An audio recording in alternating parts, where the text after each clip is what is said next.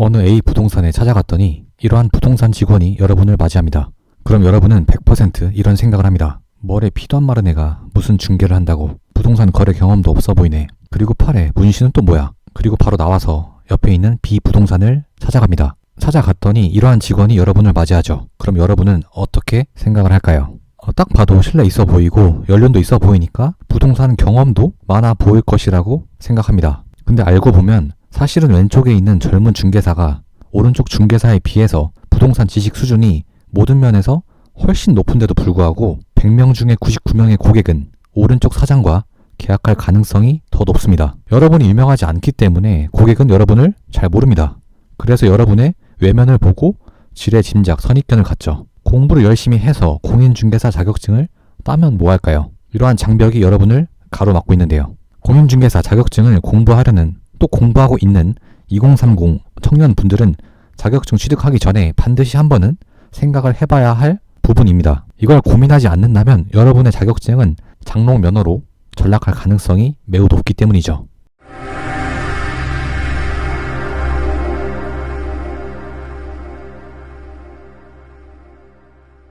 안녕하세요. 온라인 건물주입니다. 저는 공인중개사 자격증 보유자이기도 하고 공인중개사 실무 경력도 있습니다.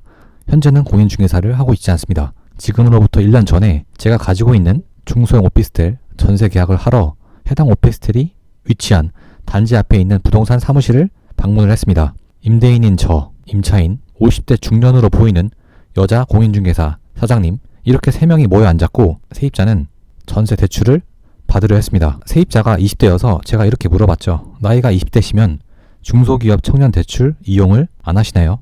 참고로 앞으로 이 영상에서 중소기업 청년 대출을 줄여서 중기청이라고 말씀을 드리겠습니다. 어찌되었든 중기청 대출 금리가 1.5%라 엄청 저렴해서 조건만 된다면 무조건 이용하는 것이 좋다라고 제가 세입자에게 이야기를 했죠. 2025년 4월 현재 기준 중기청 대출은 청년 버팀목으로 통합이 되었으나 작년까지만 하더라도 중기청이 아직은 있었습니다. 그랬더니 세입자분이 네? 그런 상품이 있었나요?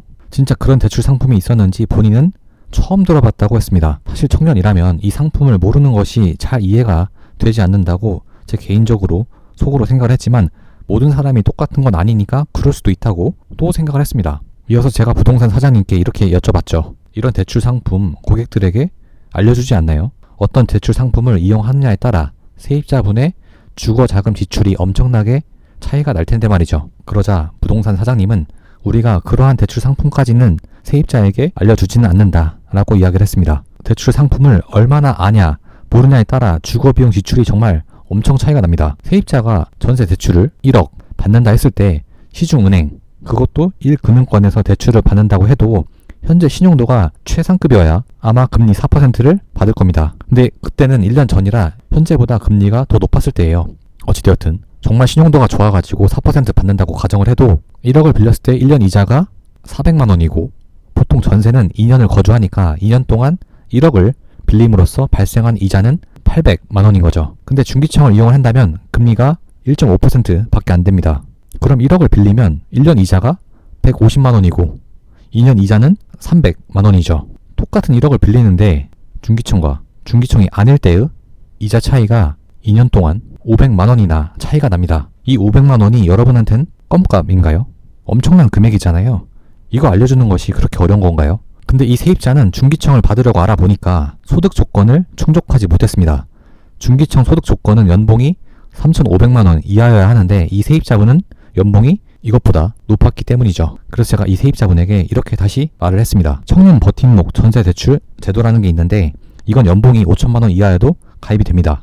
세입자분의 소득이 3,500만 원 넘어도 만약 연봉이 5천만 원 이하라면 청년 버팀목 전세대출 소득 조건을 충족하기 때문에 플랜 B로 이용해보셔라 라고 이야기를 했죠. 청년 버팀목 전세대출이 중기청보다 금리가 조금 더 높긴 하지만 그래도 시중은행 금리보단 많이 저렴하기에 꼭 이용해보라고 이야기를 했습니다. 세입자분은 저에게 감사하다고 이야기를 했죠. 그런데 이때 부동산 사장님이 세입자분에게 이렇게 이야기를 하더군요. 아가씨, 그 청년 버팀목 전세 대출 상품 알아보고 나한테도 나중에 알려줘. 저는 속으로 사실 엄청 황당했습니다. 본인이 알아봐서 세입자분에게 알려줘도 모자를 판에 역으로 손님한테 저렇게 이야기를 하니까 진짜 이게 뭐지? 속으로 이런 생각이 들더군요.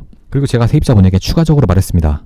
전세 들어오시는 거면 전세 보증보험 가입하실 거죠? 이에 세입자분이 요즘은 전세 들어가는 대부분의 임차인들이 전세 보증보험 가입을 하더라고요 라고 이야기를 했습니다. 이에 제가 국토교통부 주관 전세 보증보험 보증료 지원 사업이 있어서 그거 신청을 하면 납부한 보증보험료의 최대 30만원 환급을 받을 수 있으니까 이것도 꼭 신청해보라고 했습니다. 이에 부동산 사장님이 엥? 그런 게 있었어? 라고 이야기를 하더군요.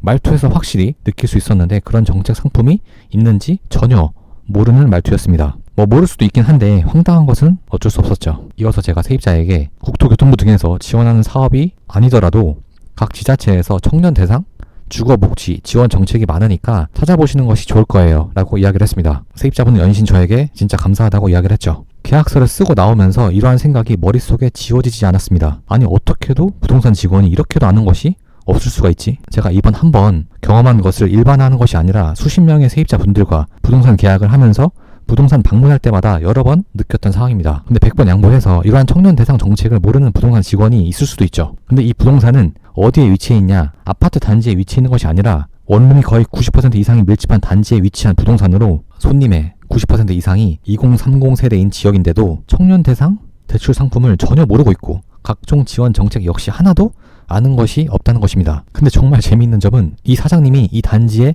여러 부동산 중에서 계약을 가장 잘 친다는 것입니다. 해당 단지에 부동산 사무실이 이렇게 여러 개가 있겠죠.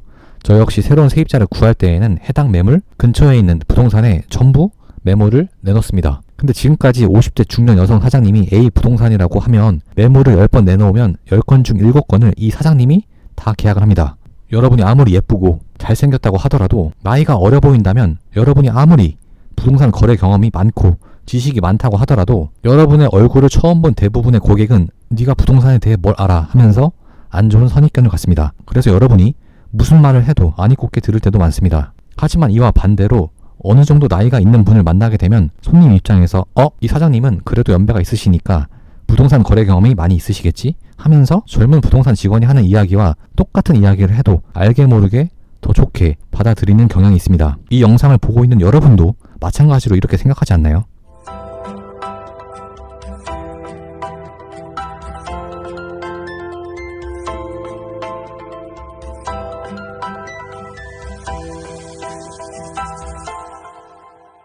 넷플릭스에서 흑백 요리사를 보신 분은 아시겠지만 이 나폴리 마피아라는 사람이 요리 대회에서 우승을 합니다. 이분의 나이는 1995년생으로 한국 나이로 해도 31살밖에 되지 않습니다. 근데 이분을 아무런 배경 지식 없이 그냥 보게 되면 나이도 어리고 문신도 있으니까 중년 이상의 어르신이 보면 분명 호감 있게 보실 분들은 많이 없다고 생각을 합니다. 하지만 이 나폴리 마피아는 이 흑백 요리사에서 우승한 것을 떠나서 시리즈 내내 자신감도 있었고 긴장하지 않는 모습이 오히려 저에게는 인상이 깊었는데요. 그리고 이분이 운영하는 음식점이 원래도 좀 유명했지만 이번 흑백 요리사 우승을 통해 전국구로 유명해져서 이제는 이 나폴리 마피아가 나이가 어리든 문신이 있든 사람들이 크게 개의치 않습니다. 하지만 하나도 유명하지 않은 여러분을 본 고객분들은 여러분의 부동산 정보 수준이 아무리 뛰어나도 유명하지가 않으니까 어느 정도로 지식을 갖고 있는지 손님들은 알 수가 없습니다. 그러니까 일단 나이가 어리면 우선 안 좋은 선입견을 갖고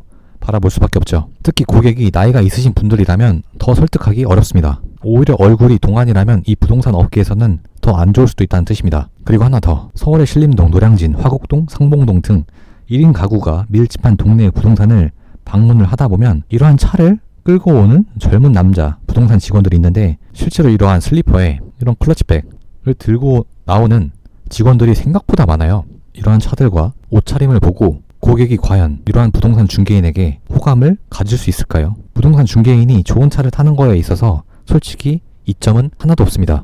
실력이 좋아가지고 돈을 많이 벌었나? 이런 인식을 갖는 것이 아니라 사람들 뒤통수 쳐가지고 돈 많이 번 거 아니야? 라는 인식이 솔직히 더 많습니다. 그래서 차를 산다면 경차라든지 적어도 아반떼 등 이러한 준중형차, 소형차를 사시는 것이 100번 낫습니다. 여러분이 아무리 연배가 있으신 중개사 사장님들보다 부동산 투자 경험이 많고 부동산 매물 분석 능력, 또 월등히 좋고 대출 상품, 각종 정책 등도 많이 알고 있어서 객관적 데이터에 기반한 매물을 추천한다고 하더라도 손님들은 여러분의 이러한 비교 우위 요소를 잘 모른다는 겁니다. 여러분이 부동산에 처음 찾아갔을 때 이러한 두 부동산 직원이 있다면 누구를 선택하겠냐라는 말이죠. 개인적인 부동산 투자 경험을 여러분이 투시해서 볼 수가 있냐 이거죠. 이 두 사람이 똑같은 이야기를 하더라도 손님들은 절대로 똑같이 받아들이지 않습니다. 그럼 2030은 공인중개사 준비하지 말라는 거냐? 근데 이 말은 확실히 하고 싶습니다. 모든 시장은 상위 10%가 전체 시장의 90%를 먹습니다. 이 영상을 보는 여러분이 상위 10% 안에 들어가지 말라는 보장은 없죠. 하지만 어쩔 수 없이 대부분은 경쟁에서